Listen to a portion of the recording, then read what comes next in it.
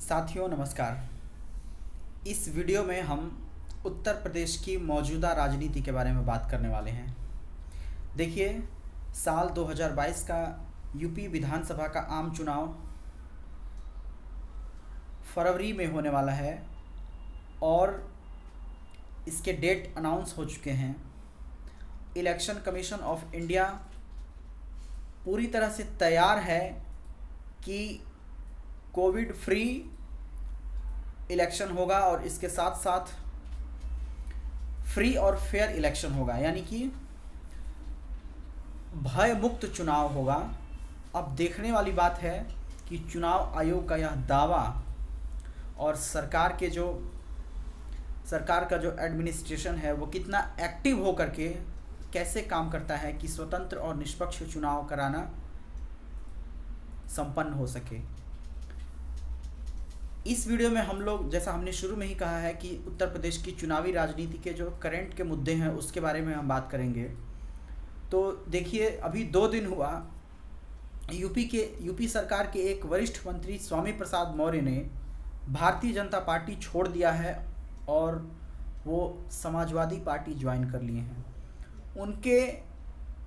इस कदम के तुरंत बाद भाजपा सरकार के, यानी कि योगी सरकार के एक और मंत्री दारा सिंह चौहान ने भी सरकार से इस्तीफा दे दिया, मंत्री पद को छोड़ दिया और उसके बाद से वो भी समाजवादी पार्टी में शामिल हो गए हैं। इसका मतलब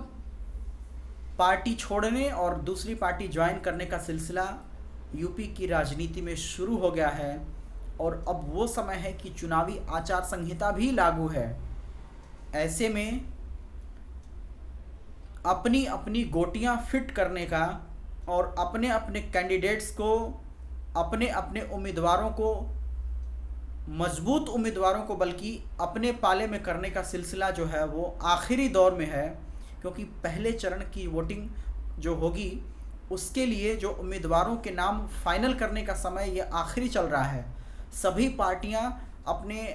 हाई कमान की बैठक कर रही हैं और उम्मीदवारों का जो नाम है वो ऐलान होने वाला है। इसी वजह से कुछ वो उम्मीदवार जिनको लग रहा है कि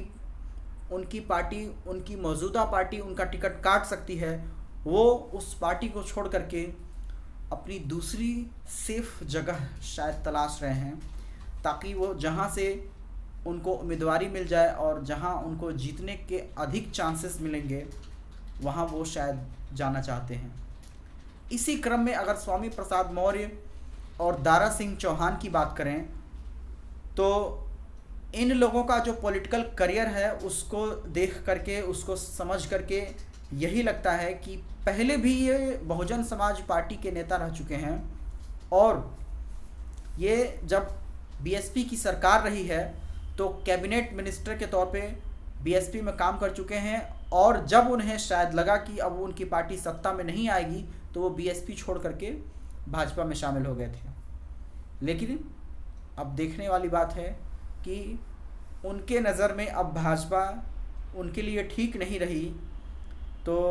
इसका क्या मतलब है? क्या भाजपा इन नेताओं का टिकट काटने जा रही थी? राजनीतिक विश्लेषक ऐसा मानते हैं कि लगभग 40 से 50 मौजूदा विधायकों का टिकट भाजपा काट सकती है, क्योंकि जो मुद्दे हैं जनता के बीच, जो तमाम पार्टियां जाकर के जो मुद्दे सामने लाई हैं कि जो कोविड की दूसरी लहर के दौरान जो महामारी का जो भयावह रूप जनता ने देखा, उसमें जो बदइंतजामी थी योगी सरकार की, ये आरोप है कि उसने पब्लिक ओपिनियन को सरकार के खिलाफ किया है, क्योंकि जो बदइंतजामी थी उसके वजह से अनेक लोगों की जान गई और जीवन का खतरा जिस परिवार ने भी उठाया है वो निश्चित तौर पे अपनी सरकार से सवाल पूछने का अधिकार रखता है। कुछ नेताओं को तो ये भी लग रहा होगा कि अगर उनकी बात उनके मौजूदा पार्टी में नहीं सुनी जा रही है तो इसलिए वो अपनी मौजूदा पार्टी को छोड़ करके दूसरी पार्टी ज्वाइन करना चाहते हैं। तो ये बातें तमाम हैं, दावे तमाम हैं दूसरी पार्टियों के नेता भी छोड़ करके भाजपा ज्वाइन कर रहे हैं, और भाजपा के भी कुछ नेता, और ये तो मंत्री थे, ये लोग स्वामी प्रसाद मौर्य और दारा सिंह चौहान, इसके अलावा और भी 2-3 विधायक हैं, वो भाजपा छोड़ करके और सपा में जा रहे हैं, बल्कि जा चुके हैं। तो इस क्रम में जो राजनीतिक दल बदल और आना जाना लगा है, अब देखने वाली बात है कि जनता के बीच में इन लोगों की ये छवि किस तरह की जाती है, जनता में कौन सा मैसेज जाता है। अगर हम जनता के पॉइंट ऑफ व्यू से समझना चाहें तो जनता सब कुछ देख रही है, और कहा जाता है कि पब्लिक है ये सब जानती है, समय आने पर वोट के रूप में अपना हिसाब सबसे चुकता करती है। और ध्यान रहे सभी उम्मीदवारों को, सभी नेताओं को, कि जो लोग वादे करते हैं वो वादे भी जनता को ठीक से याद रहता है। तो आज के समय में ज़रूरत है कि जो भी उम्मीदवार जिस पार्टी से भी चुनाव लड़े, वो जनता के सामने अपना ठोस वादा करें, और उस वादे को चुनाव जीतने के बाद भी पूरा करें, अपने जनता के बीच में रहे, जनता को भरोसे में लें, और उसके बाद से स्वतंत्र और निष्पक्ष चुनाव संपन्न हो। आप भी लोकतंत्र के इस महापर्व में अपनी आहुति डालिए, और आप अपना वोट ज़रूर दीजिए, अच्छे उम्मीदवार को दीजिए, और जो सबसे अच्छा विकास कर सकता है, सबसे बढ़िया है, अपराधी प्रवृत्ति का नहीं हो, ऐसे उम्मीदवार को आप वोट दीजिए। आपकी राय इस वीडियो के बारे में क्या है, आप हमसे कमेंट करके ज़रूर बताइए। अब हम अगले वीडियो में मिलेंगे, तब तक के लिए नमस्कार। मैं हूँ सतीश पांडे।